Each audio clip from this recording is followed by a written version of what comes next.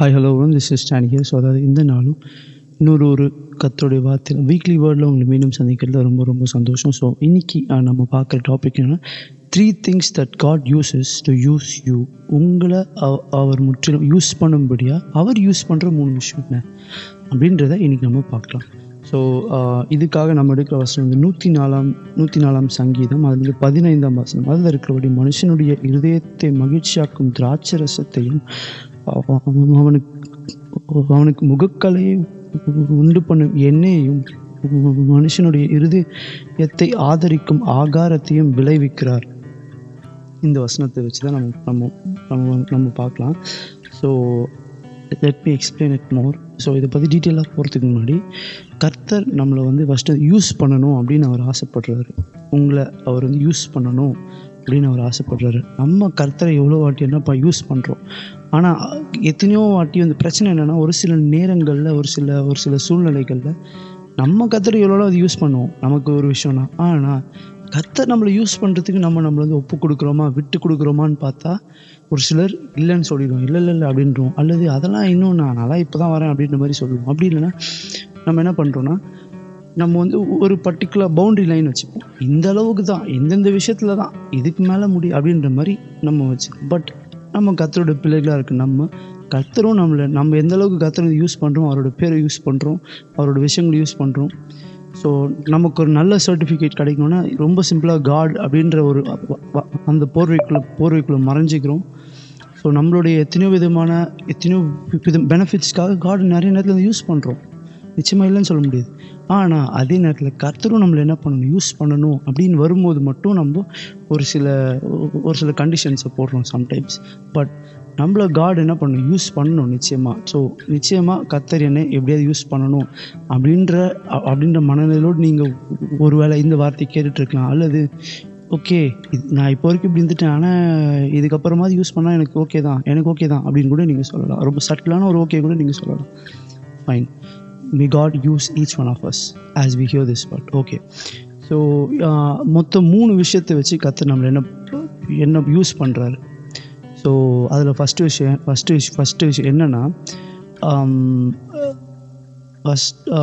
இந்த வசனத்தில் இருக்கிறபடி மனுஷனுடைய இருதயத்தை மகிழ்ச்சியாக்கும் திராட்சை ரசம். இதுக்கும் கர்த்தர் என்ன இது யூஸ் பண்ணுறதுக்கும் என்ன சம்மந்தம் இருக்குது அப்படின்னு கேட்டோன்னா, நிச்சயமாக சம்மந்தம் இருக்குது. அதாவது என்னென்னா, நம்ம தான் அந்த திராட்சை ரசமே. நம்ம மூலமாக தான் அநேகருடைய இருதயத்துக்கு கர்த்தர் என்ன பண்ண போகிறோம், மகிழ்ச்சி உண்டாக்க போகிறார். நீங்கள் இந்த வார்த்தையை கேட்டுட்டு இருக்கும்போது ஒருவேளை I am crushed and pressed.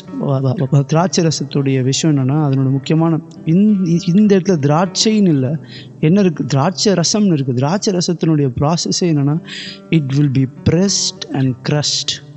அதாவது நசுக்கப்பட்டும் அப்படிப்பட்டு கையில் புழிஞ்சி நசுக்கி அதுக்கப்புறம் தான் அதுலேருந்து ரசத்தை அக்வயர் பண்ணுவாங்க.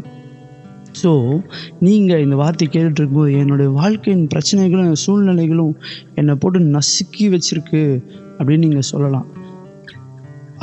அல்லது அதனால் நீங்கள் ரொம்ப சோர்ந்து போய் இவ்வளோ நசுக்கப்படுறேனே நான் அப்படின்னு ஒருவேளை சொல்லலாம். ஆனால் இதன் மத்தியிலையும் கர்த்தர் உங்களுக்கே தெரியாமல் உங்களுக்குள்ளேருந்து ஒரு விதமாக ரசத்தை, ஒரு நல்ல சுவையான ரசத்தை உங்களுக்கே தெரியாமல் அவர் என்ன பண்ணிகிட்ருக்கு, உருவாக்கிட்டு இருக்கிறார். ஸோ உங்களுக்குள்ள அப்போ கர்த்தர் உங்களை ஏதோ ஒரு விதத்தில் யூஸ் பண்ணும்போது அவர் என்ன பண்ணுறாருன்னா, சில விஷயங்களை கொண்டும், ஒரு சில மனிதர்களை கொண்டும், ஒரு சில விஷயங்களை வச்சு என்ன பண்ணுறாருன்னா, you are pressed and crushed. ஏன் அந்த வேதனை, நீங்கள் அதுக்கான பதில் தான் இந்த message. You are going to be use. நீங்கள் பிரயோஜனப்பட போகிறீங்க கர்த்தருக்கென்று, ராஜ்யத்துக்கு. அதை விட இங்கே மேன்மை வேறு எதுவுமே இல்லை. ஒரு வாட்டி இதை நான் கேட்டிருக்கேன். யார்கிட்ட சொன்னாங்கன்னா, ரொம்ப one of the most famous evangelist in the world. யார் நீங்கள் பில்லி கிரஹாம் அப்படின்றவர். அவர் தான் இருக்கிறதுலே ரொம்ப ஃபேமஸ், ரொம்ப ரீச் அதிகம். ஸோ அவர்கிட்ட கேட்டிருக்காங்க, நீங்கள் வந்து உங்களுக்கு ரொம்ப இன்ஃப்ளூயன்ஸ் இருக்குது, நீங்கள் ரொம்ப பெரிய ஆளாக இருக்கீங்க, நீங்கள் ஏன் வந்து பிரசிடெண்ட் ஆகக்கூடாது அப்படின்னு அவருக்கு வந்து ஒரு அப்ரோச் வந்திருக்கு. அவர் வந்து அதுக்கு சூப்பராக பதில் சொல்லியிருக்காரு. என்ன சொன்னார்னா, don't try to deep promote me அப்படின்னு வரோம். அது அர்த்தம் புரியுதா? நான் அதை விட உயர்ந்த இடத்துல இருக்கிறேன், என்னை அந்த இடத்துலேருந்து கீழே வந்து வர சொல்லாதீங்கன்னாராம். அப்போது அப்போ நான் கர்த்தருக்கு வந்து ஊழியம் செய்வதும் கர்த்தருக்கு சுவிசேஷத்தை எல்லா இடத்துலையும் சொல்கிறத விட ஒரு மேன்மையான வேலை எனக்கு வேறு எதுவுமே இருக்க முடியாது, அதுக்கு ஈக்குவலாக இந்த பிரசிடெண்ட் கூட வர முடியாதுன்றார். அப்போ எவ்வளோ பெரிய உன்னதமான ஒரு விஷயம். ஸோ அவருக்கு அந்த ஒரு புரிதல் இருந்ததுனால தான் அவர் அந்த அளவுக்கு கர்த்தர் அவர் அந்த அளவுக்கு உயர்த்திருக்கார். ஸோ ஆனால் இந்த வார்த்தையை கேட்டுருக்க எத்தனையோ பேர் நம்ம என்ன கர்த்தருடைய ஊழியத்தையும் சம்டைம்ஸ் என்ன அசதியாக ஒரு சூப்பரான ஒரு வசனம் இருக்கும். அவர்களுக்கு மெய்ப்பர் அற்பமாக எண்ணப்பட்டிருந்தார், அதாவது அவர்களுக்கு மெய்ப்பர்கள் அற்பமாக இருந்தார்கள் அப்படின்னு சொல்லிட்டு. யார் எகிப்தியர்களுக்கு மெய்ப்பர்கள் வந்து அற்பமாக இருந்தாங்க. ஸோ நம்ம கூட ஒரு சில நேரத்தில் என்ன பண்ணுறோம், ஒரு மாதிரி அசடியாக நினைக்கிறோம். But this is the most highest position, highest job and work in this whole world. இந்த ஒரு ஹெவன் அண்ட் கோன்ற அந்த கம்பெனியில் ஒர்க் பண்ணுறதை விட ஒரு ஹையஸ்ட் ஜாபு வேறு எதுவுமே இல்லை. அதுக்கு சரி, இந்த விஷயத்தை நீ வந்து எந்த ப்ரூஃப் வச்சு சொல்கிற அப்படின்னா, ஒரு நாள் ப்ரூஃப் தெரியும். நம்ம எல்லாருக்கும் நிச்சயமாக பரலோகம் போகும் அல்லது எங்கேயோ ஒரு இடத்துக்கு போகும், அன்றைக்கி அந்த ப்ரூஃப் தெரியும். Okay, right. ஸோ இப்போது கர்த்தர் என்ன பண்ணுறாருன்னா, நமக்குள்ளேருந்து கர்த்தருக்கென்று பிரயோஜனப்பட கர்த்தருக்கென்று யூஸாக நம்மளை ஒப்பு கொடுக்கும்போது கர்த்தர் வந்து நம்மளை வந்து ஒரு வைன் மாதிரி நம்மளையே நமக்கே தெரியாமல் அவர் மாற்றிட்டுருக்கார். நம்ம அநேகருக்கு பரிமாறப்பட போகிறோம்.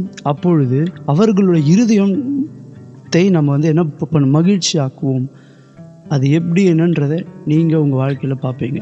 ஓகே, அதற்கு பிறகு அதுக்கப்புறம் ரெண்டாவது விஷயம் கர்த்தர் யூஸ் பண்ணுற இது என்ன, கர்த்தர் நம்மளது யூஸ் பண்ணுறதுக்கு அவர் யூஸ் பண்ணுற விஷயம் ரெண்டாவது என்ன, ஆயில். அந்த வசனத்தில் உள்ளபடி அவனுக்கு முகக்கலையை உண்டு பண்ணும்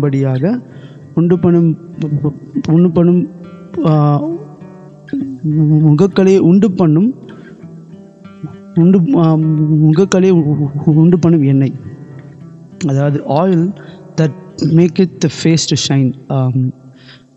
முகத்தில் பிரகாசத்தை உண்டு பண்ணக்கூடிய ஆயில். ஸோ கர்த்தர் நமக்குள்ளேருந்தே நமக்கே தெரியாமல் ஒரு ஆயிலை அவர் என்ன உருவாக்கிட்டு இருப்பார். நீங்கள் இது பார்த்தீங்கன்னா, அந்த காலத்தில் யூஸ் பண்ண ஆயில் ப்ரெஸ்ஸிங் பார்த்தீங்கன்னா அதோடய ப்ராசஸ் எப்படி இருக்குன்னா, ரொம்ப ட்ரெடிஷ்னலாக ஆயில்.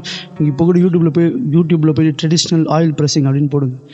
அதில் நீங்கள் பார்க்கக்கூடியது என்னவாக இருக்குன்னா, அதாவது ஒரு மாடு இருக்கும், அது மேலே ஒரு நுகு மாதிரி வச்சு அதுக்கு சென்டராக கிரைண்டர் மாதிரி செட்டப் பண்ணி வச்சுருப்பாங்க. அந்த சென்டராக இருக்கிற இடத்துல அவங்களுக்கு தேவை கிரவுண்ட் நெட்டோ ஏதோ ஒன்று போட்டுருவாங்க, அப்படின்னா கோக் நெட்டோ அதை போட்டுருவாங்க. அதுலேருந்து ஆயில் எடுப்பாங்க. ஸோ எப்படின்னா அதுக்கு சென்டராக இருக்கிற இடத்துல அதை போட்டுட்டு அந்த மாடை சுற்ற விடுவாங்க. அந்த மாடை சுற்றும், அது சுற்றி அதுலேருந்து ஆயில் வெளியே வரும். அப்படி தான் அது பண்ணுறாங்க. ஸோ நீங்களும் இதை நீங்களும் உங்கள் வாழ்க்கையில் சுற்றி ஒரே இடத்துல சுற்றிட்டு இருக்கேன். என்னோடய வாழ்க்கையில் ஒரு எக்ஸ்பேன்ஷன் இல்லை, ஒரு இன்க்ரீஸ் இல்லை. நான் வந்து ஒரே சர்க்கிள்லேயே இருக்கிறேன், நான் இன்க்ரீஸ் ஆக மாட்டேன். நான் அடுத்த இது நோக்கி கர்த்தருடைய பிள்ளைகளுக்கு ஒரு வளர்ச்சியும் இன்க்ரீஸும் எக்ஸ்பேண்டும் நிச்சயமாக இருக்கும். ஆனால் நீங்கள் கர்த்தருடைய பிள்ளைங்க எப்படி இருக்கும்னு நான் கேட்குறேன். ஆனால் எனக்கு இல்லையே, நான் இதே சர்க்கிளில் இருக்க மாதிரி இருக்கேன்னு சொன்னீங்கன்னா, கர்த்தர் என்ன பண்ணிட்டு இருக்காருன்னா, உங்களுக்குள்ளேருந்து ஒரு ஆயிலை எடுத்துட்ருக்கிறாரு.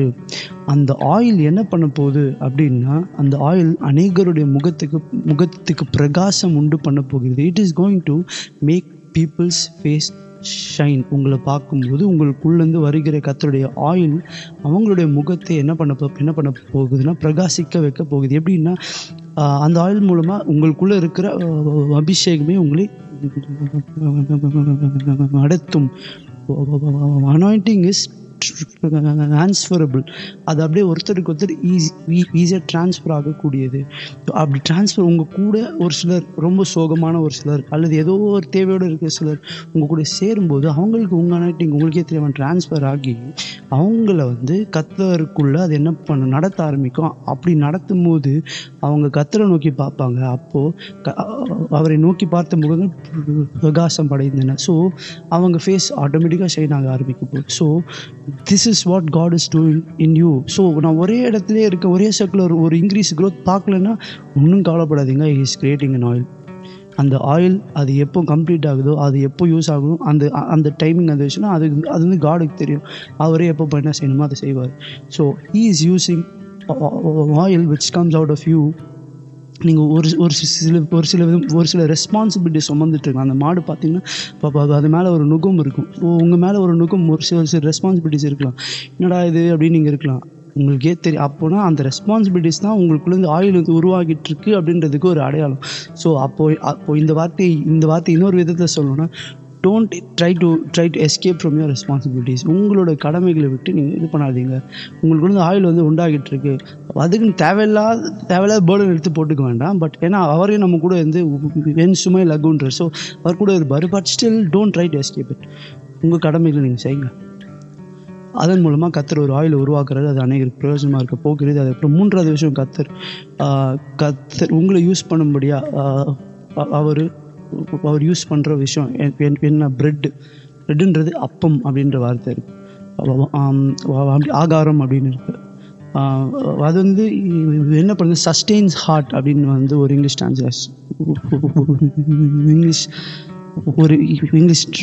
ட்ரான்ஸ்லேஷனில் இருக்குது. அதுக்கப்புறம் கர்த்தருடைய வார்த்தை தமிழில் இருக்கிறபடி என்னைய மனுஷனுடைய இருதயத்தை ஆதரிக்கும் அப்படின்னு இருக்கு. அப்படி சஸ்டெயின்ஸ் ஹார்ட் அப்படின்னு இருக்கு. ஸோ அது ஆகாரம், அப்படி பிரெட்டு அப்படின்றது கர்த்தருடைய வார்த்தையாகிய மன்னா நமக்கு தேவையான ஃபுட். மனிதன் அப்பத்தினால் மாத்திரமல்ல, கர்த்தருடைய வாயிலிருந்து புறப்படும் வார்த்தையினாலும் அவன் என்ன பிழைப்பான் அப்படின்றது இந்த வருஷத்துல சஸ்டெயின்ஸ் ஹார்ட் அப்படின்றது. ஸோ நம்ம சாப்பிட்ற ஃபுட் வந்து ஃபிசிக்கல் ஃபுட் வந்து நமக்கு தேவையான சஸ்டெயினபிலிட்டி தந்து நம்மளை வந்து என்ன ஜீவனோடு வச்சுக்கிது. ஒன்றும் இல்லை, ஒரு 3 நாள் சாப்பிடாதீங்க. அப்போ வந்து ஆட்டோமேட்டிக்காக மரண அளவுக்கு போக வாய்ப்பு இருக்குது. அப்போ சாப்பிட்றது தான் நம்மளோட ஜீவனை பாதுகாக்குது போல், கர்த்தருடைய வார்த்தை தான் நம்மளோட ஹார்ட்டை பாதுகாக்குது. கர்த்தருடைய வார்த்தை நம்மளுடைய ஹார்ட்டை சஸ்டெயின் பண்ணுது. ஸோ கர்த்தர் உங்களுக்கு அவருடைய வார்த்தையை அவர் வந்து உங்களுக்குள்ளே போட போகிறாரு. அது எத்தனையோ பேருடைய ஹார்ட்டை சஸ்டெயின் பண்ண வைக்கக்கூடிய வார்த்தைகளை உங்கள் வாயில் போட போகிறார். அது உங்களுடைய வாயில் நீங்கள் போய் ஏதோ ஒரு விதத்தில் பிரசங்கமாக பண்ணணும், போய் மைக் எடுத்துகிட்டு அப்படின்லாம் ஐ டோன்ட் நோ. பட் நீங்கள் ஒரு சாதாரண வாட்ஸ்அப்பில் ஒரு சின்ன விஷயத்தை ஷேர் பண்ணுவீங்க. அதன் மூலமாக நீங்கள் அந்த மாதிரி பிரயோஜனமாக இருக்கலாம். அல்லது இப்போ கேட்குற மெசேஜஸே நீங்கள் உங்களை சுற்றி இருக்க சர்க்கிளுக்கு நீங்கள் எடுத்துகிட்டு போய் அதுவாக இருக்கலாம். அல்லது கர்த்தர் உங்களுக்கு வார்த்தையை கொடுக்கலாம். அல்லது நீங்கள் யாரோ ஒருத்தருக்கு ரொம்ப கஷ்டத்தில் இருக்க ஒருத்தருக்கு போய்ட்டு ஆறுதல் சொல்கிறீங்களா? நீங்கள் சாதாரணமாக போய் நின்று ஒரு அவங்க மேலே அக்கறையோட கேரோட போய் ஒரு ஆறுதல் சொல்கிறீங்களா?